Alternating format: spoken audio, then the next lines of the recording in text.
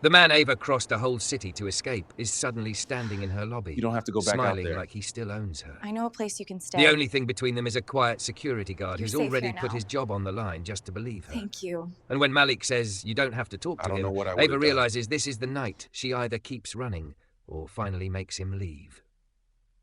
Before we dive in, make sure to hit subscribe, tap like and share this video. The more voices we reach, the louder these stories become.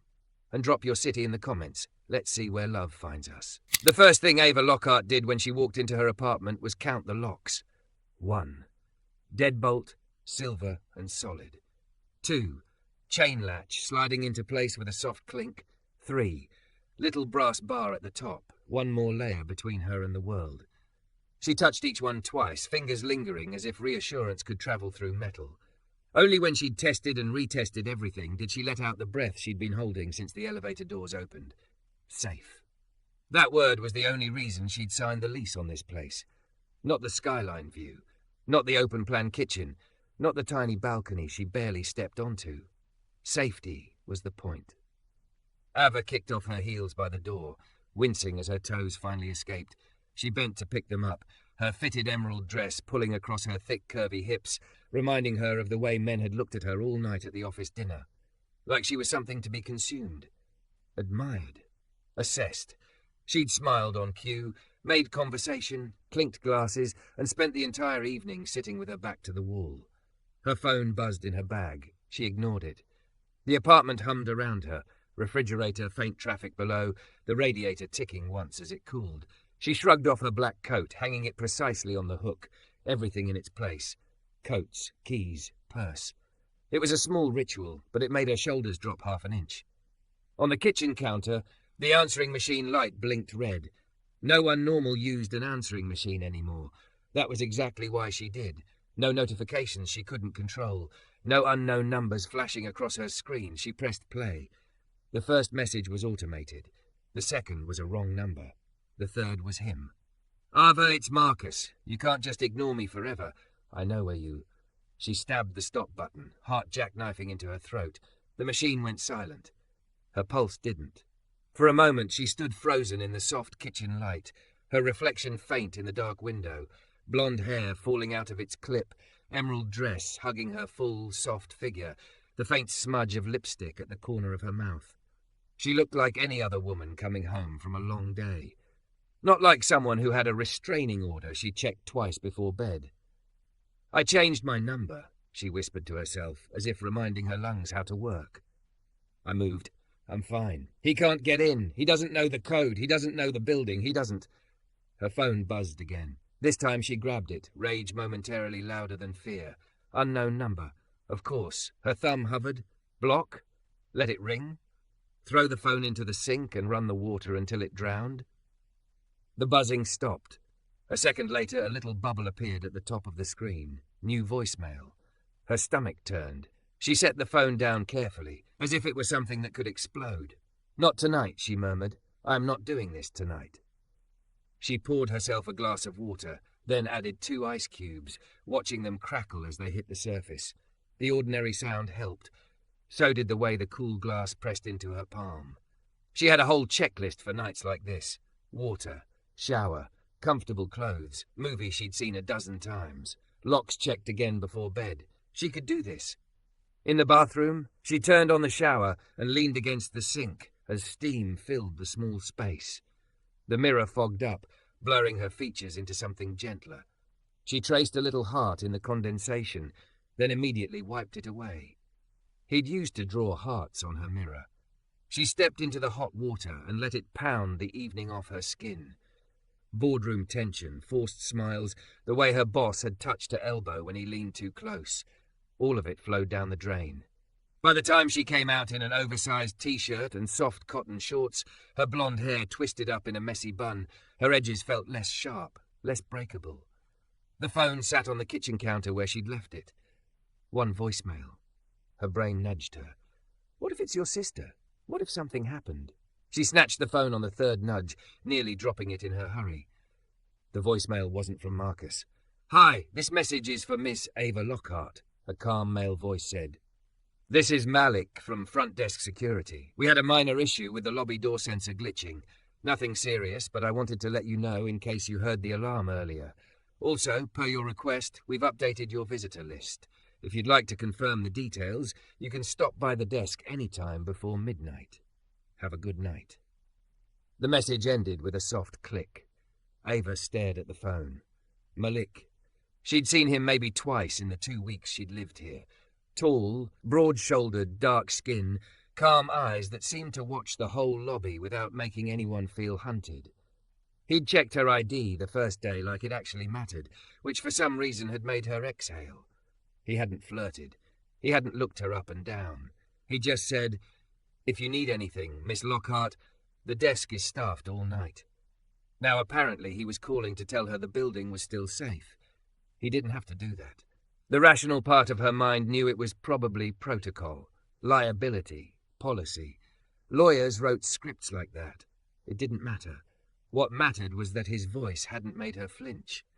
She replayed the message once more.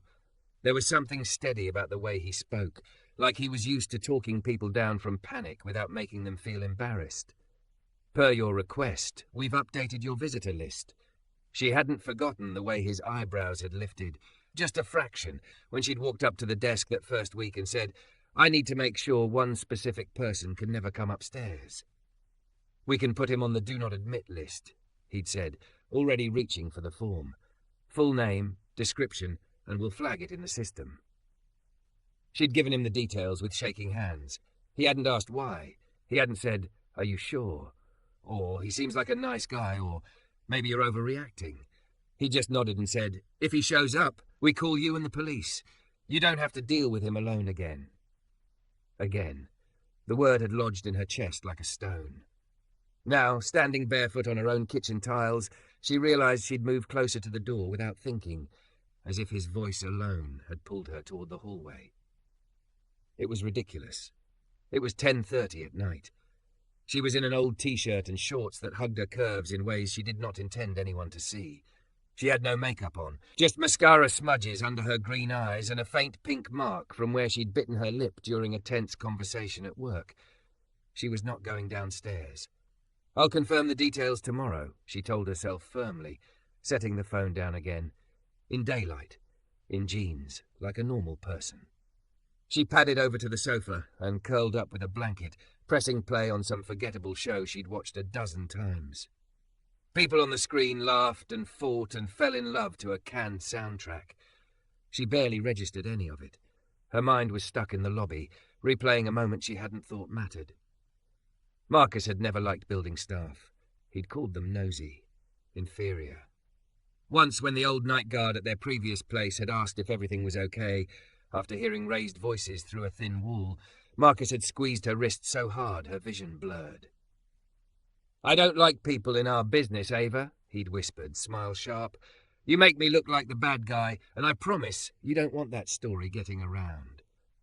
She'd spent months apologizing to strangers for bothering them. Malik, by contrast, had looked at her like her existence wasn't an inconvenience. "If he shows up, we call you and the police. You don't have to deal with him alone again."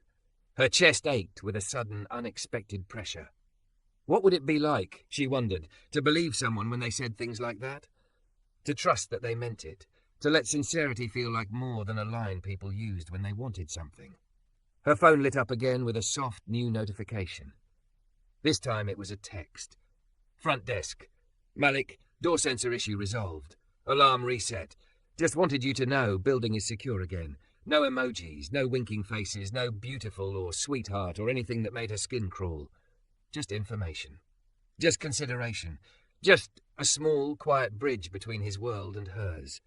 Her thumb hovered over the keyboard, nerves prickling. "Thank you. Too formal? Appreciate the update. Too cold?" She stared at the blinking cursor, then typed what she actually meant. "Thanks for letting me know, and for updating the visitor list. It helps." She almost deleted that last part. Almost. Then she hit send before she could chicken out. The reply came faster than she expected. "Malik, that's what it's there for. If anything ever feels off, call downstairs, even if you're not sure why. You don't need a reason to be safe." Her throat tightened. She read the words 3 times, her reflection faint in the dark TV screen. Thick, curvy, soft in all the places men used to grab without permission. For a moment she didn't look like a problem to be managed. She just looked like a woman who was tired of being afraid. In the quiet of her apartment, with 3 locks between her and the world and a stranger's calm sincerity sitting on her screen, she realized something else. Safety was why she'd moved here. But for the first time in a long time, some small, cautious part of her wondered what it might feel like to trust someone's sincerity too. The lobby looked different in daylight. Ava realized that as soon as the elevator doors slid open the next morning, the marble floor that had seemed cold and echoing at night now reflected pale sunshine, softened by the big front windows. A few plants lined the walls, leaves shining, and someone had put a bowl of wrapped mints on the edge of the security desk. Malik was there, same as the night she'd moved in. Black polo with the building logo stretched across broad shoulders, dark skin smooth under the fluorescent lights, posture relaxed but alert. His eyes flicked up the moment she stepped out of the elevator. "Morning, Miss Lockhart," he said, like he'd been expecting her. Her heart did a stupid little jump. "Good morning," she managed. She'd dressed carefully, high-waisted black trousers that hugged her thick hips, a cream blouse tucked in neatly, hair down in loose waves around her shoulders. Armor that said professional rather than please look away. She walked up to the desk, fingers gripping her handbag strap a little too tight. You said I could confirm the visitor list?" she asked. "I don't want to take up your time, You're not taking up my time," he said, already typing into the computer. "That's what I'm here for." Something in his tone made her shoulders loosen a fraction. He turned the monitor slightly so she could see, then caught himself and straightened, expression apologetic. "Sorry, I shouldn't expose the screen. I can print it out for you if you want a copy." "Print is fine," she said quickly, oddly grateful for the way he seemed to be correcting himself on her behalf. A small printer whirred to life behind him. As it spit out the page, he nodded toward her phone, which she'd unconsciously set on the counter. "You get my text last night?" he asked. Heat crawled up her neck. "I did. Thank you for letting me know." He smiled, small and genuine. "You sounded tense on the voicemail form when you first moved in. Some people like extra updates at the start until the building feels familiar. I don't mind." She hadn't remembered sounding tense. She hadn't remembered anything except trying not to sound like prey. The printer stopped. He grabbed the sheet, scanned it once, then slid it toward her. "No Marcus on the list," he said, tone even, "and a red flag on his name if he comes near the lobby. We have his photo attached too. You did good giving those details." Her throat tightened. On paper, it looked so simple. A name, a photo, a big red X next to Do Not Admit. In her chest, it was a mess of remembered footsteps on stairs and keys scraping at midnight. "What if he lies about his name?" she blurted. Malik didn't laugh. He didn't tell her she was being paranoid.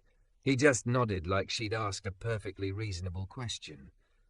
"That's what the photo's for," he said, "and body language, and the fact that you told us he won't take no for an answer. That's a pattern. We're trained to watch for that." He paused. "If someone matching his description shows up asking for you, even if he gives a different name, we still treat it as a red flag." She stared at him. "You really believe me?" That earned her the smallest frown, puzzled, not offended. Why wouldn't I? Because other people hadn't. Because Marcus could charm the paint off walls and then peel her apart the second the door closed. Because more than once, someone had heard raised voices and said, "He seems like a nice guy. Are you sure you aren't just sensitive?" Instead of saying any of that, she just shrugged. Some people don't. He studied her for a second, like he was weighing how far to push. Then he leaned back, giving her more physical space, like hands open on the desk. "Look," he said quietly, "you telling us you don't feel safe around someone? That's enough. I don't need a court transcript to take that seriously." Her lungs stuttered. She pushed the paper into her bag before she could get embarrassingly emotional in front of the cameras. "Thank you," she said. "I appreciate it." He nodded once, like they'd completed a normal building task. "Anytime.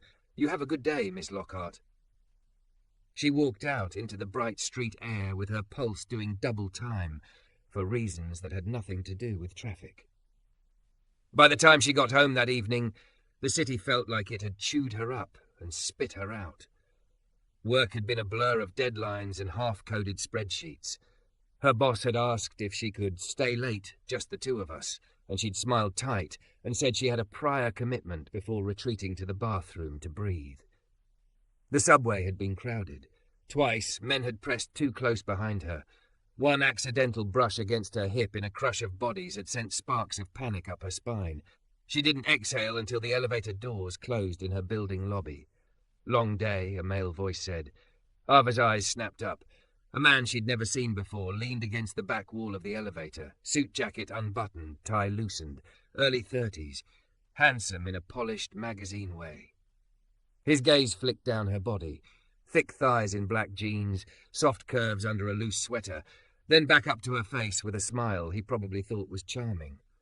"Sorry," he said, as if she'd asked for an apology. "Didn't mean to startle you." She backed up a step anyway, pressing into the corner, bag clutched between them like a shield. "Fine," she muttered. He chuckled. "I'm Nick. Just moved into 1205. Looks like we're neighbours." She nodded, focusing on the lighted numbers above the doors. 9, 10, 11. "Which floor?" he asked. She held up her keycard instead of answering. The less information she gave, the better.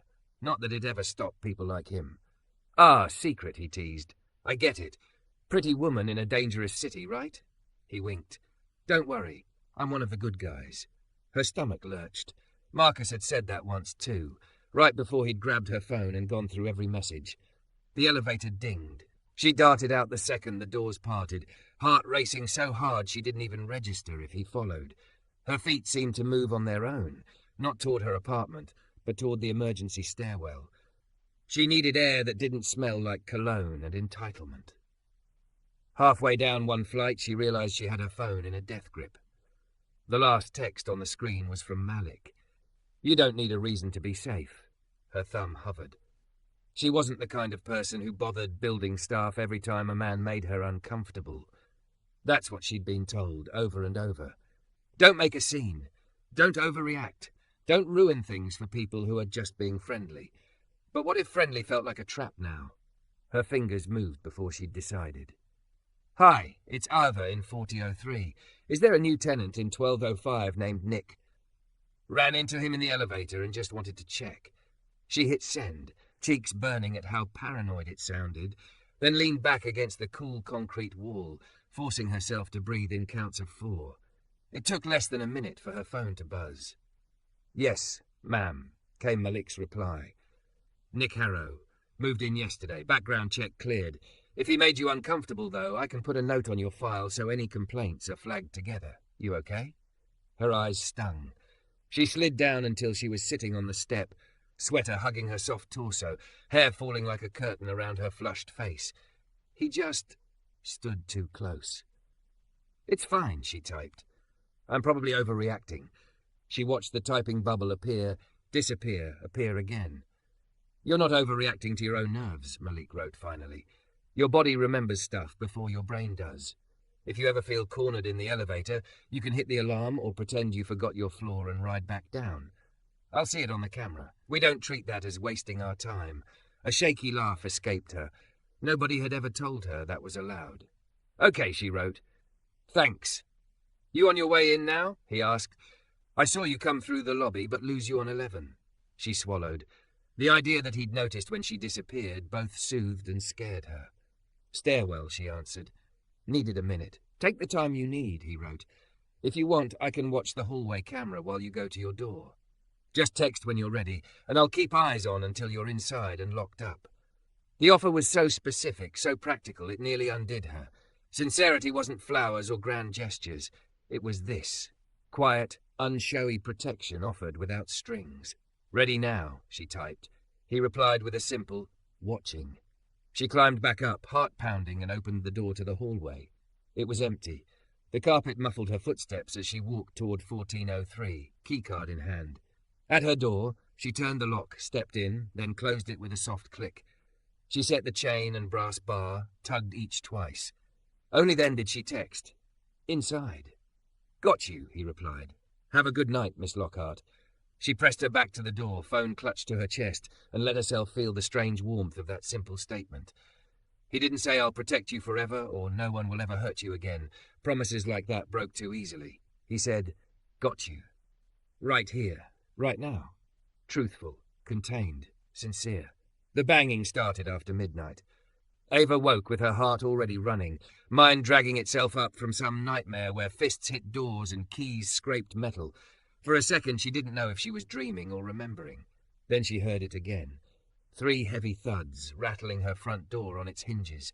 She lurched out of bed, tripping on the blanket tangled around her legs. Her oversized sleep shirt clung to her as she stumbled into the living room, breath sharp in her throat. The peephole might as well have been an open wound. She couldn't bring herself to look through it. Her phone was on the coffee table. She snatched it up with shaking hands, fingers automatically pulling up the last thread she'd been in. "Malik," she typed, letters blurring. "Someone's at my door." It's after midnight. Her finger hovered over send, frozen with the old fear. What if I'm bothering him? What if it's nothing? What if it's just... The knocking came again, followed by a male voice, muffled but clear. "Ms. Lockhart, it's Malik from security. Sorry to bother you this late. Can you come to the door for a second?" Her knees went weak. She pressed one palm flat to the door, breathing hard, then spoke through it, voice shaking. "How do I know it's really you?" On the other side, there was a beat of silence. Then, "Fair question," he said calmly. "You called downstairs once last week and asked me to remove someone from your authorized guests list. You said, quote, 'I don't care if he's bleeding on the sidewalk. He can figure it out without me.'" Despite everything, a strangled laugh broke out of her chest.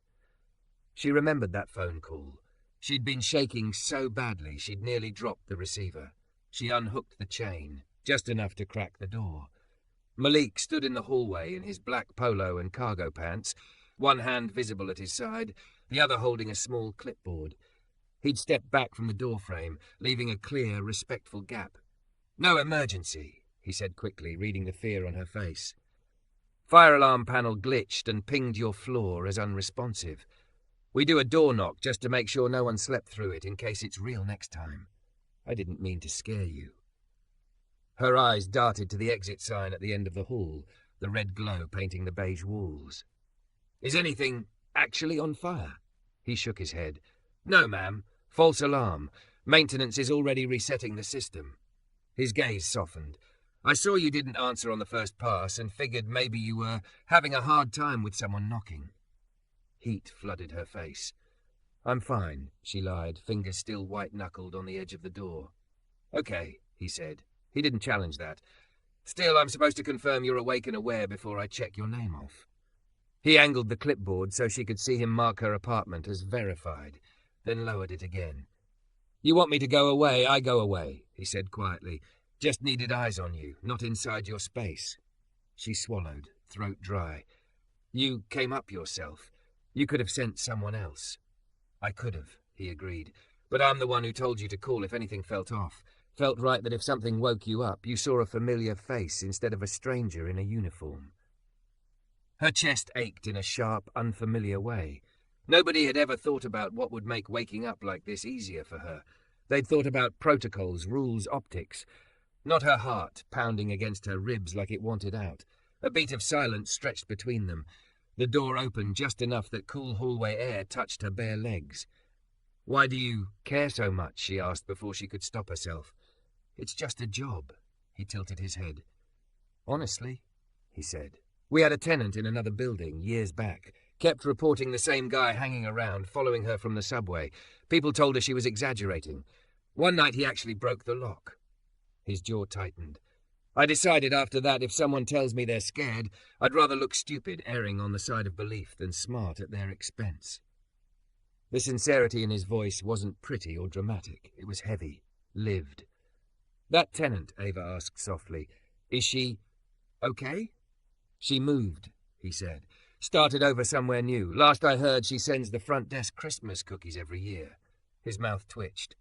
"Security guards' teeth don't appreciate it, but his conscience does." Ava found herself smiling before she meant to. "That's corny," she said. "Yeah," he admitted, "but true." He took a step back, hands still open at his sides. Get some sleep, Miss Lockhart, he added. If the alarms act up again, I'll call before I knock next time. You can tell me if you'd rather a text instead. You get to choose how you're notified. It struck her then, how often she'd been told she didn't get to choose anything. Not her clothes, not her routes home, not who had keys to her door. Here was a man telling her she could choose how a stranger knocked. Text first, she said, surprising herself with how steady her voice sounded. Then knock, if I don't respond. You got it, he said. She hesitated, the door still half closed. Something trembled in her chest, small but insistent. Malik, she said. Yeah? She swallowed. Thank you for not making me feel crazy. His eyes softened. You're not crazy, he said simply. You're cautious. There's a difference, one I respect. And just like that, the word safe shifted in her mind. It wasn't just locks and chains and new addresses. It was this. Someone on the other side of the door who didn't try to shove it open with pretty promises. Someone who stayed where she needed him to stay, and meant every word when he said he'd be there if things ever really went wrong. The first snow came on a Tuesday, thin and wet, smearing the city in grey. Ava watched it from her office window, forehead against the cold glass. People hurried below, hunched in coats, umbrellas blooming and collapsing. She could see the reflection of herself in the pane, thick, curvy body wrapped in a soft burgundy sweater, pencil skirt hugging her hips, blonde waves falling over her shoulders. Her boss droned on behind her about Q4 projections. Someone laughed at a joke that didn't land. Her phone buzzed once in her hand. Malik, FYI, weather might set over later. If you want, I can have the ramp salted before you get here. Fewer chances to slip. She smiled, tiny and secret. 2 months ago, no man's unprompted text had made her feel anything but dread. Now a simple note about ice made her chest loosen. Thanks, she typed. I'd like that. She added a snowflake emoji before she could overthink it, then locked her screen and turned back to the room. By the time she got to the building that evening, the snow had turned to sleet. The sidewalk outside the lobby glistened treacherously. True to his word, a thin path had been salted from the curb to the front door. Malik was at the desk, of course. Black long sleeve under his security vest, broad shoulders relaxed, eyes sharp. He glanced up as the doors whooshed open and gave her a nod that somehow felt more intimate than any stranger's compliment. You made it, he said. Only slipped twice, she joked, shaking sleet from her hair as she approached. I expect a refund. He smiled, the corner of his mouth lifting. I'll speak to management. Maybe they can comp you a hot chocolate. She laughed, the sound surprising both of them. Her cheeks were pink from the cold, her sweater damp at the shoulders. She set a small bakery box on the edge of his desk like it was nothing. What's this? He asked. Peace offering, she said, suddenly shy. You keep saving my nervous system from working overtime. Least I can do is pay the toll. He opened the lid. Inside sat 4 thick cookies, half chocolate, half oatmeal cranberry. Those look dangerous. In a good way, she said. They're from the place around the corner from my office. I thought you might need sugar to deal with everyone's winter mood. His gaze flicked up to hers, something soft passing through it. Thank you, Miss Lockhart. Ava, she said before she could stop herself. Her heart lurched. I mean, you can call me Ava, if you want. He repeated it once under his breath, like he was testing the way it fit in his mouth. Okay, Ava. Her name sounded different in his voice, solid, like it belonged to someone who deserved to be taken seriously. How's the alarm panel? She asked lightly. Any more late-night jump scares planned for me? System's behaving. He tapped the monitor. I think it learned its lesson after you threatened to throw it out the window. That was a private moment between me and the fire panel, she said, mock-offended. He chuckled. Your secret's safe with me. The word safe no longer made her flinch when he said it. That was new. Before she could think of a reason to linger without seeming weird, the lobby door swung open behind her. A blast of cold air washed in, along with the sharp scent of cologne. Ava turned automatically, and her vision tunneled. Marcus stood just inside the doors. Same expensive coat, same easy smile that never reached his eyes. His gaze swept the lobby before landing on her, and his face lit up like they'd bumped into each other in a bookstore instead of the life she'd moved heaven and earth to escape. Aves, he said, like the last year hadn't happened. There you are. Her body reacted before her brain did. Her heart slammed against her ribs, palms going cold, ears filling with static.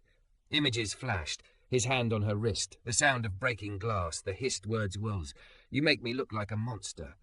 She didn't realize she'd taken a step back until she collided with the corner of Malik's desk. "Don't," she whispered, though she wasn't sure to whom. Behind her, Malik's posture shifted. Not dramatically, no hand on his belt, no aggressive lunge. Just a subtle straightening, a squaring of his shoulders, his voice losing every trace of casual warmth. "Sir, I'm going to have to ask you to stay right there," he said, tone firm and professional. "This building is private access.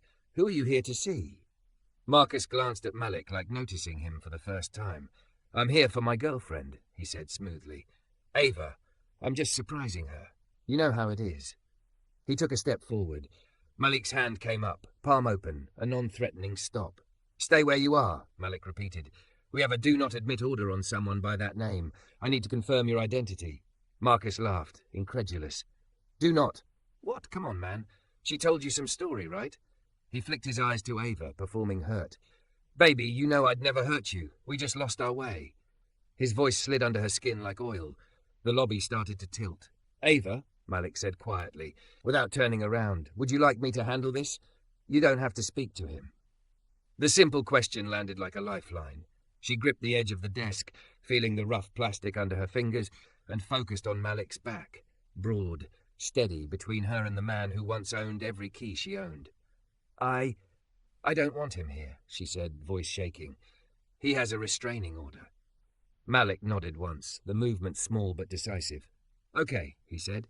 "Then he's not coming in." He tapped a key on the desk, and somewhere, unseen, mechanical locks clicked. Ava heard Marcus scoff. "Are you serious right now?" "Yes, sir, I am," Malik said. "You're listed as Marcus Hale, correct? You've been flagged in our system as prohibited. You need to leave the property immediately. If you don't, I will call the police to enforce the existing order." Marcus's charm cracked. "You don't even know what happened between us," he snapped. "She's emotional. She exaggerates. Ask her. Ava, tell him. Tell him you didn't mean any of that." A year ago, that tone would have folded her in on herself. She would have scrambled to smooth things over, to apologize for making him look bad. Now, with Malik standing between them, those old instincts flared and then sputtered out. She met Marcus's gaze and for the first time really saw him. Not a towering threat. Just a man in an expensive coat, shivering slightly as icy wind swirled around his ankles. "I meant every word," she said, surprising herself with the steadiness there. "You don't get to be in my life anymore." Something ugly twisted in his expression. "So that's it? You run away and suddenly I'm the villain?" "The police can sort out the rest," Malik said, voice brooking no argument. He lifted the desk phone, fingers moving with calm efficiency. "This is Helmsworth Residences, front desk. I need officers dispatched for enforcement of a restraining order violation. Subject is on site and refusing to leave." Marcus cursed under his breath, eyes darting to the camera above the doors, as if noticing it for the first time.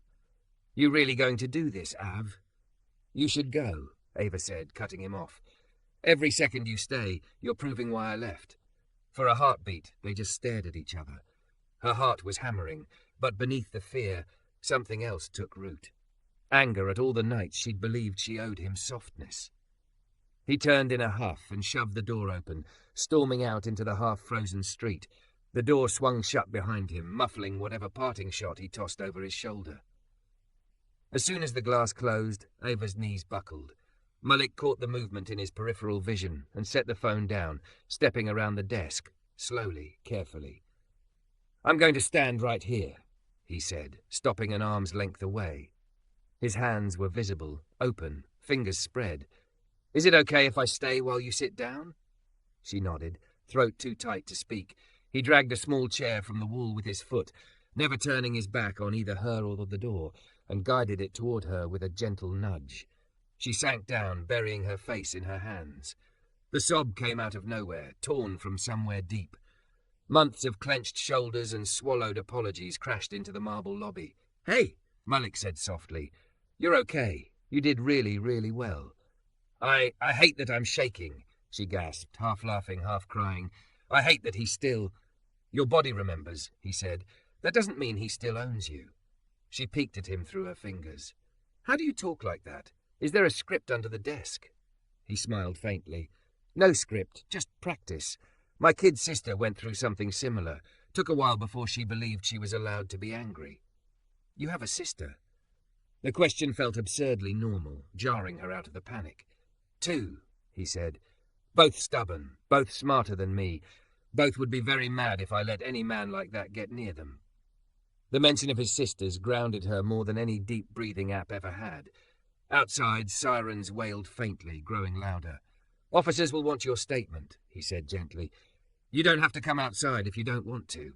I can print the security footage, give them the log, and you can talk to them up here in the side office. Door open, me in your line of sight." He said in your line of sight like he knew exactly how much she needed that. "I'll talk to them," she said after a beat. I want this on record. I'm tired of hoping he just stops." Pride flickered across his face. Not possessive, not heroic. Just proud of a person choosing herself. "Okay," he said. "I'll be right there." Later, after the police had taken statements and left with copies of footage and paperwork, the lobby settled back into its normal hum. The snow outside glowed under streetlights, softening the harsh edges of the city. Ava stood by the windows, arms wrapped around herself, watching flakes catch in the beams of passing headlights. Her legs still trembled occasionally, like leftover aftershocks. Malik joined her, keeping a respectful half-step between them. "How are you feeling?" he asked. She thought about saying fine. It was automatic, a reflex she'd worn down to muscle memory. "Shaken," she admitted instead, but also weirdly relieved. "There's a record now. It's not just in my head." He nodded. "That matters." She turned to look at him. Out of uniform, he'd probably be intimidating. Tall, broad, strong. In this moment, though, he felt like the most solid thing in the room. "You didn't promise he'd never come back," she said. "You didn't tell me everything was okay when it wasn't. You just did what you could, and made sure I got to decide the rest." "That's the job," he said. "No," she said quietly. "That's you." Silence stretched between them, full but not uncomfortable. She realized she was standing closer than she had any right to. He didn't move away. "Malik," she said. "Yeah?" If I asked you to get coffee with me sometime," she said, cheeks flushing, "outside this building on purpose, not because someone pulled a fire alarm, would that be weird?" He blinked, surprise flickering and then settling into something warm. "Only if you didn't really want to," he said. "I don't. I'm not interested in being another man who makes you feel like you owe him anything." She searched his face. "What if what I feel is curious?" she asked, "and tired of being afraid, and grateful for someone who tells the truth even when it's not pretty." His mouth curved. "Then I'd say yes," he replied, "on one condition." Her heart tripped. "What condition?" "That at any point," he said slowly, "if this stops feeling safe for you, coffee, conversation, anything, you say so. And we stop. No questions. No guilt. You don't have to earn your way out of anything with me." Tears stung her eyes again, but this time they were different. Softer. Less like a flood, more like thaw. "Deal," she whispered. He held out his hand, not for a shake, not for a claim, just an offer. She looked at it, then at him, and slid her fingers into his. His palm was warm, grip gentle, absolutely unhurried. For the first time in a very long time, Ava felt a new kind of safety settle over her, one that had nothing to do with deadbolts and everything to do with the quiet, consistent way this man showed up. She'd wanted safety. He'd offered sincerity. And as they stood there, watching the snow fall beyond the glass, her thick, soft body leaned just slightly toward his steady frame, she realized she was finally ready to find out what it felt like to choose someone who didn't ask for her heart, but earned the right to see it anyway.